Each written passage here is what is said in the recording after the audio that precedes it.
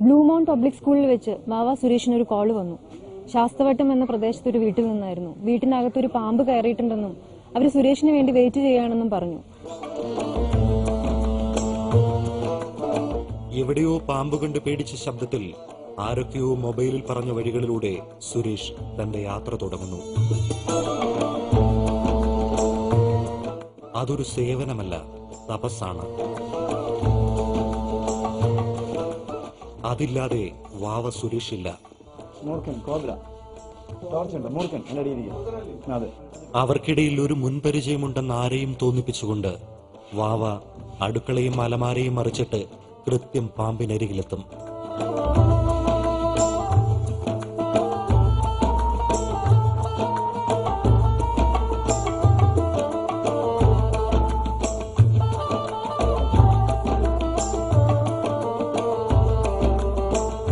മറവുകളിൽ എവിടെയോ പതിയിരിക്കുന്ന പാമ്പുകളുടെ മുന്നിലേക്ക് അപരിചിതന്റെ ഭാവത്തോടെ വാവ നിൽക്കാറേയില്ല.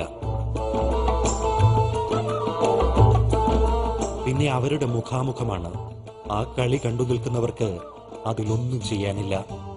ജീവിതവും മരണവും ഒരു തുലാസിൽ നിർത്തി ഒരൽപ്പനേരം.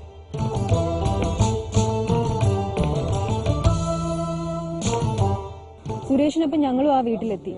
ഞങ്ങൾ എല്ലാവരും നോക്കി നിൽക്കെ തന്നെ സുരേഷ് ആ പാമ്പിനെ പിടികൂടി പുറത്തു കൊണ്ടുവന്നു. എല്ലാവർക്കും കാണിച്ചു കൊടുത്തു. അതൊരു മൂർക്കം പാമ്പായിരുന്നു. ഇത് ലൈവ് ആണ്, ഇപ്പൊ പിടിച്ച പാമ്പാണ്. വായിൽ കൈ വെച്ച് കൊടുക്കാൻ പോകണേ. ഇത് ആനിമൽ പ്ലാന്റിലോ നിങ്ങൾക്ക് ഡിസ്കവറിയിലോ ഒന്നും കാണാൻ പറ്റില്ല കേട്ടോ.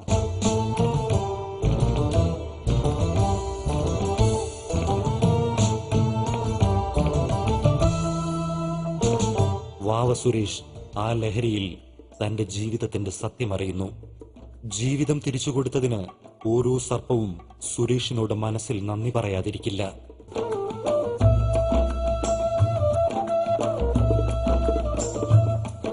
അവിടെ നിറങ്ങുമ്പോൾ ഉച്ച കഴിഞ്ഞു. ശാസ്തവട്ടത്ത് നിന്ന് ഒരു ചായ, ഇടയിൽ 10 മിനിറ്റ് ഗൗരവമുള്ള ചില വർത്തമാനങ്ങൾ. ഞാൻ എന്റെ ശരീരത്തിൽ പഠിക്കുന്ന എഴുതി വെക്കുന്നുണ്ട്. പിന്നെ ഞാൻ ഒത്തിരി കാര്യങ്ങൾ മറ്റുള്ളവർക്ക് പകർന്നു കൊടുക്കില്ല. ഞാൻ മരിച്ചതും പുറം ലോകം അറിയണം, പാമ്പ് ഇത്രയേ ഉള്ളൂ അല്ലെങ്കിൽ ഇന്നതാണ് അതിന്റെ രീതി. അപ്പൊ അവർക്ക് പിന്നെയും പകർന്നു കൊടുക്കുന്നുണ്ട്. ഒരു പേര് പകർന്നു കൊടുത്തിട്ടില്ല.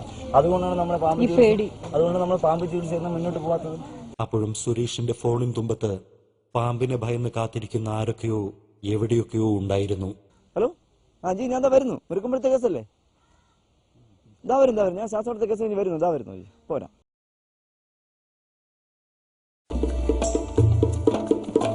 അങ്ങനെ മുരുക്കുംപുഴയിലെ മറ്റൊരു വീട്ടിലേക്ക്. വീട്ടുകാർ ഭയത്തിലായിരുന്നു. ആരോ പറഞ്ഞുകൊടുത്ത വഴിയിലൂടെ എന്ന പോലെ വാവ നടന്നു. പാമ്പ് പോകാനിടയുള്ള വഴികളെക്കുറിച്ച് സുരേഷിന് തന്റേതായ ഒരറിവുണ്ടാവും. ഒരു വിഷപ്പാമ്പ് അത് പോകുന്ന വഴിയിൽ അടയാളമായി എന്തെങ്കിലും ബാക്കി വെക്കും. കാലിന്റെ അവിടെ പച്ച കളറുണ്ട്. ശരിക്കും ഇങ്ങനെ ഇഞ്ചക്ട് ചെയ്തിട്ട് ഈ പാമ്പ് പോവും. ഇഞ്ചക്ട് ചെയ്തപ്പോ കഴിക്കും, ഭക്ഷിക്കും. നമ്മളെ പേടിപ്പിക്കുകയാണെങ്കിൽ കഴിഞ്ഞു പോകും. തിരിച്ച് നല്ലതായിട്ട് പേടിപ്പിച്ചില്ലെങ്കിൽ തിരിച്ച് അതേപോലെ വരും. ആ ഭക്ഷണം എടുക്കാൻ വേണ്ടി തിരിച്ച് അതുപോലെ വരും.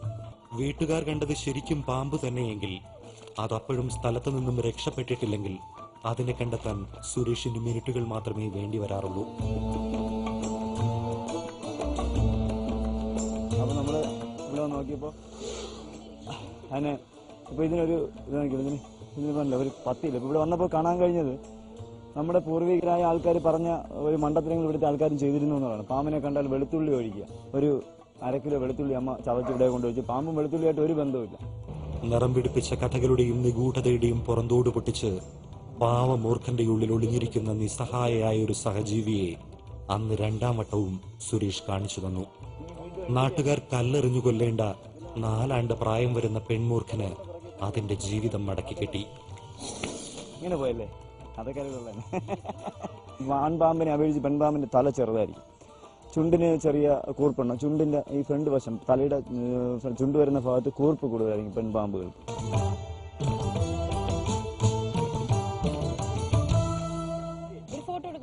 ഒന്നോ 100 എടുത്തോളാം. ഞാൻ പോയാലും ഫോട്ടോകൾ ഇങ്ങനെ നിലനിൽക്കുമല്ലോ ഭൂമിയിൽ. Hello ma'am, on the way. ഞാൻ പെട്ടെന്ന് ഓൺ ദ വേയിലാണ്.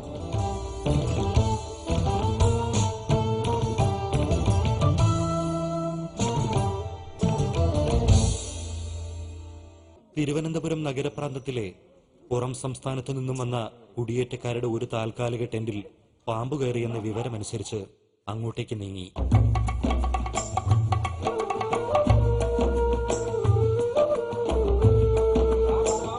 ആരാണ് കണ്ടത്? ഉണ്ടെന്ന് പറയാ, ആരാണ് കണ്ടതെന്ന് പറയും. നേരം വൈകി തുടങ്ങി. ഒരു പൂരത്തിനുള്ള ജനം വാവയെ കാത്തു നിൽപ്പുണ്ടായിരുന്നു.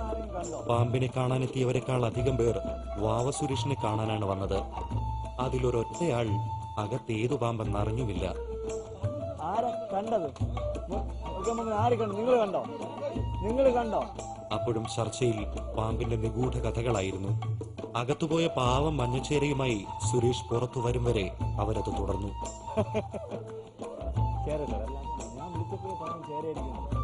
വലിയ താരപരിവേഷമൊന്നുമില്ലാത്ത മഞ്ഞച്ചേരയെ വിട്ട് ജനം ഉടൻ പിരിഞ്ഞു.